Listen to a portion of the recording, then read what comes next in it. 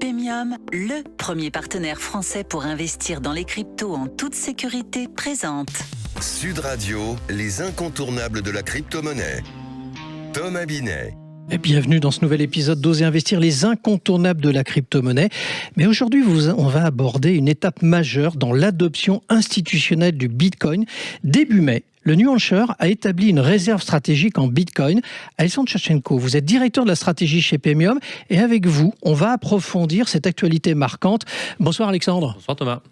Oui Alexandre, parce que pour commencer, pourquoi est-il particulièrement significatif que cette décision provienne d'un État américain plutôt que de l'État fédéral ?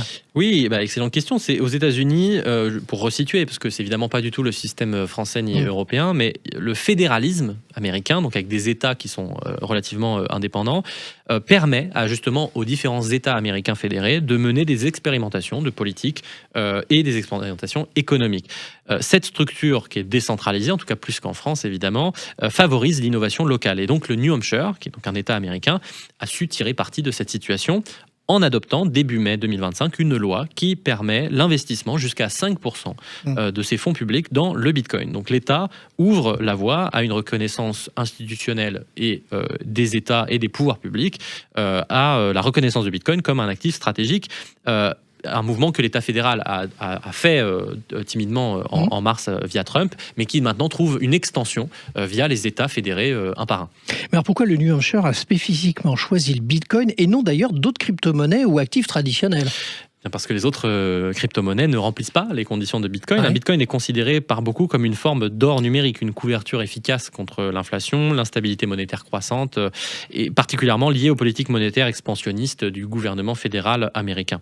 Le New Hampshire cherche donc à protéger tout simplement son budget contre les risques associés à la dette publique américaine qui, elle, pour le coup, ne cesse d'augmenter. Par ailleurs, le Bitcoin bénéficie d'une infrastructure solide, d'une adoption mondiale qui le rend particulièrement attractif en tant que réserve de valeur sur le long terme, ce qui n'est pas nécessairement le cas des autres cryptos. Mais alors Alexandre, quels sont concrètement les avantages potentiels que peut en tirer le New Hampshire ? Alors, premièrement, les réserves stratégiques en Bitcoin peuvent représenter une opportunité financière substantielle, puisque en cas de hausse, évidemment, l'État pourrait réaliser des gains significatifs en prenant un risque mesuré, somme toute, encore une fois, limité à 5% du trésor de l'État. Ça se ferait évidemment sans augmenter les impôts. Et donc c'est ça qui est intéressant pour les contribuables de l'État. Deuxièmement, en diversifiant ses réserves, le New Hampshire diminue sa dépendance exclusive à d'autres formes d'actifs, et en particulier le dollar américain, qui est normalement l'actif de trésorerie principal. Et donc ça réduit son exposition aux risques liés à une dévaluation, dont on a parlé d'ailleurs la semaine dernière. Enfin, l'initiative place l'État, tout simplement, c'est de la communication, ça place l'État à la pointe de l'innovation financière et technologique, et donc ça peut contribuer à attirer des entrepreneurs, des entreprises technologiques innovantes, des investissements privés, des talents, des capitaux. Mais quels sont les risques principaux associés à ce type d'investissement public dans le Bitcoin ? Alors, évidemment, comme tout investissement, comme tout projet avec de l'argent, il y a des risques. Et donc, sur Bitcoin, ça ne fait pas exception. Il y a des risques. La volatilité, évidemment, du Bitcoin est un facteur à considérer sérieusement, et en particulier quand on est une autorité publique, parce que des fluctuations importantes peuvent survenir à court terme sur un actif comme le Bitcoin. En revanche, la loi adoptée par le New Hampshire, comme je le disais, elle prévoit quand même une gestion plutôt prudente. On a un plafonnement à autour de 5% de l'allocation. C'est plutôt dans les recommandations d'ailleurs d'allocation des institutionnels américains, des BlackRock, etc. Et donc ça permet de limiter significativement quand même les risques, tout en gardant intact ce potentiel de gain et de communication pour l'État. Mais alors du coup, Alexandre, est-ce qu'on peut envisager que d'autres États américains suivent cette initiative pionnière ? Oui, absolument. D'autres États le font déjà, tels que le Texas ou la Floride, qui ont déjà montré une certaine ouverture.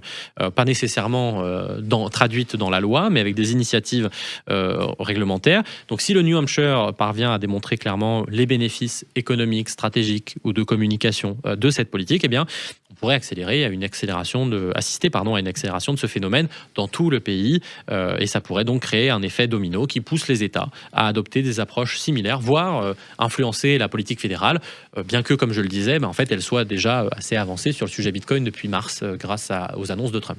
Mais alors, selon vous, cette décision pourrait-elle avoir des implications internationales ? Oui, aussi, puisque le fait qu'un État américain, en plus de l'État fédéral, établisse officiellement une réserve stratégique de Bitcoin, ça pourrait tout simplement inciter d'autres pays à étudier, à réfléchir sérieusement à la constitution de leur propre réserves en Bitcoin. Et donc cette tendance, évidemment, ça renforcerait par une forme de cercle vertueux la crédibilité, la légitimité de Bitcoin, puisque les États, les institutions s'y mettraient peu à peu, les unes après les autres, en tant qu'actif stratégique international, monnaie de réserve internationale. Et ça peut contribuer, finalement, avec l'effet boule de neige, à une redéfinition des réserves mondiales et de la géopolitique économique. Donc c'est pas rien, mais ce n'est que la suite logique, finalement, de l'adoption d'une réserve de Bitcoin par l'État fédéral, comme je le disais, il y a quelques semaines, il y a quelques mois également. Merci Alexandre pour votre analyse détaillée. On vous retrouve mercredi prochain pour un autre numéro d'Oser Investir, les incontournables de la crypto-monnaie. Et pour ce qui me concerne, je vous retrouve tous les soirs de la semaine à 18h50 et dimanche matin dès 9h30 sur Sud Radio dans la matinale week-end. Sud Radio, les incontournables de la crypto-monnaie. Thomas Binet. Avec Paymium, le premier partenaire français pour investir dans les cryptos en toute sécurité.